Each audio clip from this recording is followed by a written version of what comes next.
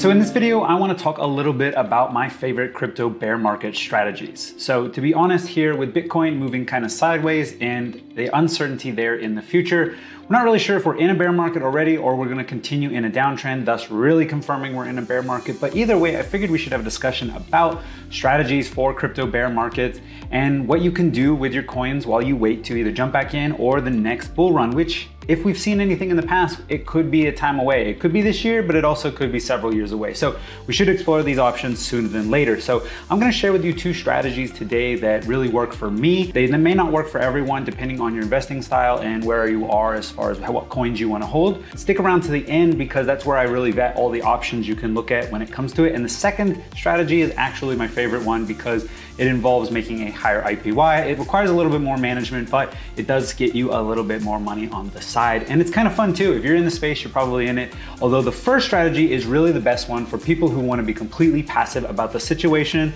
So without further ado, let's jump straight into that portion there. Really quick before we move on to the strategies, I want to ask you to leave comments down below and let me know what it is you are actually doing with your crypto bear market strategy. Do you have a different way of going about it? Do you think my ways are actually useful for you? I would love to hear your answers out there because I'm always looking for better strategies, new ways to look at things, and that's really the best way to get about it is a discussion with the people out there. So without further ado, let's jump over to those strategies. Strategy number one is a very simple one and one you should be versed with if you have been in the crypto world for any time now, and that actually is staking. But it is one step further going into staking on stable coins. Now, I like to stake on stable coins, honestly, because it gives me a reduction in risk and really removes all volatility worry from me while I sit on the sidelines of the market. So I am very risk averse when it comes to large amounts of capital. I do have a small section of my portfolio set aside for more risky plays and that I allowed to sort of stay in the market for a deeper amount of time. But generally, when I'm in this end of a bull market scenario and I've already sold most of my long-term capital gains, I really only have short-term capital gains to worry about, and I'm not probably gonna get in to a longer gain, capital gains territory as far as a long-term hold until I'm confirmed we're really at sort of a bottom of a bear market here, which I haven't seen yet. So I think we have potentially either go sideways, go up, or go down. So the mixed bag is out there. So I want to reduce the risk and I want to take that volatility out of my portfolio altogether. So I do that in stablecoin staking. You can right now get stablecoin staking on Anchor at 20%. It's actually my favorite, but I have a great little app that you should check out where you can see where there are some staking opportunities for you out there. If we head on over to CoinDix, this is actually a really fantastic app to show you, allows you to kind of quickly look for where you can get some staking alternatives. Now, I have chosen the stablecoin here. You can reset these filters so that there's nothing that it's searching for. It does still populate the anchor at the top, but you can search by these two parameters at the top. So you can use by network, you can use by protocol, and then you can even tell it which ones of these that you want to be in liquidity pools and stable coins. So you can tell it what you want to do. And then for this sense of this particular tutorial, I want to show you like stable coins. Again, UST 20%. I love the Terra network. I've been in Anchor for a while now. This is a great place for me to kind of get vested. I love the 20%. I feel like it's a good, safe place to be in, but there are plenty of other options out there if you want to be in this space at a certain percentage. And a lot of these other ones, like something like Aave, would actually allow you to borrow against it. So not only are you able to stake, but you also can borrow up to somewhere like about 80% TVL or LVT, and then you can actually pull that out and stake it again. So you could actually go deep into the staking strategy. That is bring a little bit more risk with it because if they do dip for any reason, although it is a stable coin, so it really shouldn't be dipping too much. But as you can see, generally for the most part, a lot of these stable coins, I haven't heard of USDN before. A lot of these stable coins are going to be a lower percentage here over on Maple. We got a 6%. We can actually cycle, we can choose the base APY. Look, so dollar and USD, that actually looks like a liquidity pool. So I don't know if that actually should be in here, but it gives you a bunch of options on where you can do this. Look, you can get it. And if you want to get a little more risky or you feel like some of these are really great places to go make them, then fantastic. You should actually explore it, which is why I like CoinDix. It's a great place. What I will say about it is that it actually has a little bit of a lag there. So what you're seeing here may be a little bit different when you arrive on the protocol because the volatility quite often will change these APYs as people use or take and supply liquidity or not. They're going to have a bit of a fluctuation. This thing updates only so regular. It seems to be pretty on board with what you're looking at. So it's still a great place to look for. And it's a really great place to find new protocols where you can stake your stablecoins. So that's really stablecoin staking. Again, my favorite is Anchor protocol, which is a super easy one to get over, 20%. You do have to get on the Terra network. If you don't already have a Terra Station wallet, check out my video up here. It's a very simple video, but it'll get you straight to the point, get you a Terra Station wallet set up really quickly, and get you over onto that network. I actually take my method all the way through. My on-ramp is Coinbase, and then I go to KuCoin, and then I go my way to Terra Station. So that's another video that I'll make down the road. But Anchor, if you're really interested in making those high sweet APRs on your stablecoins. A couple caveats with this is that you need to remember that there is going to be capital gains change if you are to sell into your coin. So say you were holding an altcoin that you wanted to go to the moon. If you sell out and go into your stablecoins, you are going to make a taxable event at that point. So you will no longer be holding, if you were holding in for long-term capital gains tax places, you're not going to be in that space. So this strategy only really works if you're still thinking there's a little bit of fluctuation and you want to jump in. But it is perfect if you want to sit on the sidelines and be ready for going to the moon. You can sit there making a little bit of money on your passive, on your money sitting there, and when the moon is going and you have some confirmation that we are going, you can jump on that spaceship, put your helmet on, and take off. And that's the fantastic part with it. It's a little bit more simple than my next strategy, which we're going to move right on to now. So strategy number 2 is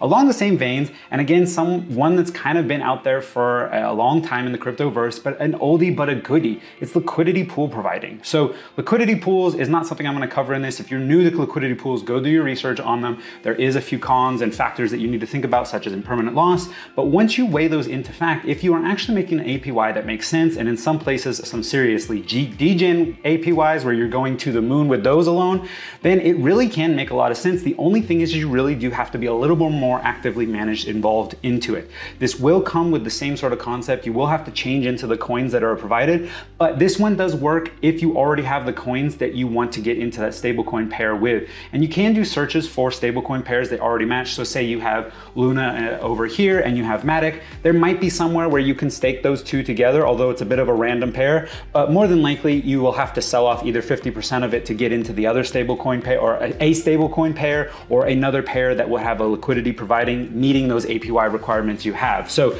that's a really big explanation for you have to do your research on which one you want to get in, what network you want to get in, because there's so many available out to you. Again, jumping on over to Coindex, you can easily check it out. You can click on liquidity pool stakes. And again, we could choose up here. So say I wanted to be on the Polygon network and liquidity pools, boom. This one right now is offering 3,000%, right? This one I go over here, it's actually going to take a little slow. So if I click on it, I just added this over to this one. I do have the account set up, but I didn't sign into this. So once we click on it, we will be taken straight over to the website where it actually allows us to stake there and do the adjustment. So as you can see, there's been a huge spike here. I don't know if this would stick around, and these are things you need to look into when it is you're getting into these liquidity pools. Is this could just be a bit of a transient reaction that's happening here. It might be a new coin launch or something that you don't necessarily want to get into, and those degen rates are probably not going to stick around for a very long time. So that is something to keep in mind. My personal favorite is actually the Anchor network to stablecoin stake as well. So while not only am I staking my stablecoins over there, but I'm also providing liquidity in the times when ANC is going up. So the liquidity providing on the Anchor protocol is a one-sided stablecoin pair. That means I only have to worry about ANC's movements. I don't have to watch two coins and worry about the impermanent loss. So as I look at ANC, I generally follow its chart patterns. When it's on its way down, I'm pulling out of it. I'll stake it into the 20%, move it over to UST, move it there, allow it to sit on the 20%. And then when ANC is moving up, I jump back in, or going sideways, I jump back in and I ride the wave. And right here, you can see on the, if I move on over to the main page, you can actually see on my page,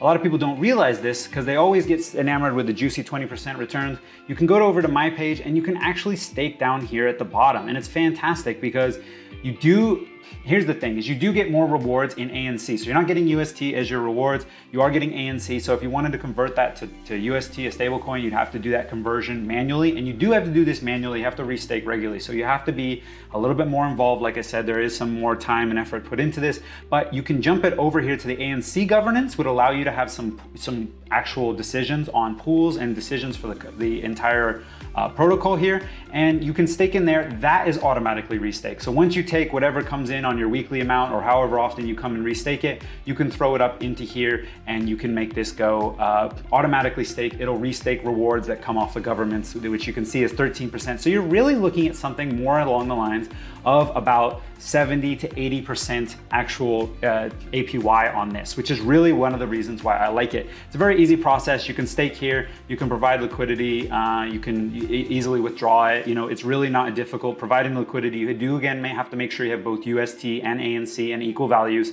And then you can withdraw, you can stake. So it's really not a hard thing to go about. I do like it. Again, it has a pretty high APY. It is a little bit more manual. Any of these liquidity providing are going to be manual. Whatever rewards, some protocols will actually do automatically restaking, which is fantastic. And if you really want to take it, here's a pro tip to the next level. Go look for a yield optimizer. So things like Beefy and Spectrum Finance. Beefy plays on a lot of protocols, and Spectrum Finance I actually like a lot because it's on the Terra network and it works with Anchor, is a yield optimizer. So it automatically restakes for you. Now you are giving one more step of control into someone to allow them to manage those coins. So there is risk more associated with that, but you can, in some instances when the market is doing just fine, you can see 100, 200 to 300% APYs on that Spectrum Finance on the Anchor protocol. Beefy Finance, again, you can sometimes even see degen rates going into the thousands. Generally, when it's a stablecoin pair, it is going to, or a stablecoin, single-sided stablecoin liquidity pool, it's going to be a little bit less on the APY, but it's still gonna have a little bit of safety for those a little bit more risk averse. I hope you like those couple of quick tips. Please let me know comments below if any of these you want me to go in more depth, or if you have any questions on it. I'm more than happy to answer any questions you have. You can see down below, my community has really big involvement, and I love answering all the questions you have out there. But let me know if you have any better ways of going about it, or which actual, if you're using either staking or liquidity pools, which ones you're using to make on those. I love to find out new ones. If it wasn't for doing research myself and getting into forums, finding out about this, I would have never known myself. So please let me know all the ways you guys are out there making money during the crypto bear market and what your favorite strategies are for this. Now, there isn't the only way you can go about it. So don't remember, this is just an opinion and the way I am currently doing it. I will always be reassessing the values of what my coins are doing as the market evolves. And right now, that's just currently my favorite strategies for making money passively with low amounts of risk, allowing me to wait and jump back in ready to go to the moon if that's where we're going. So if you found any value in this video, you know what to do. Hit the subscribe, the like, it really helps the channel. Again, leave those comments. And guess what, guys? You know what the usual. I'll see you in the next video.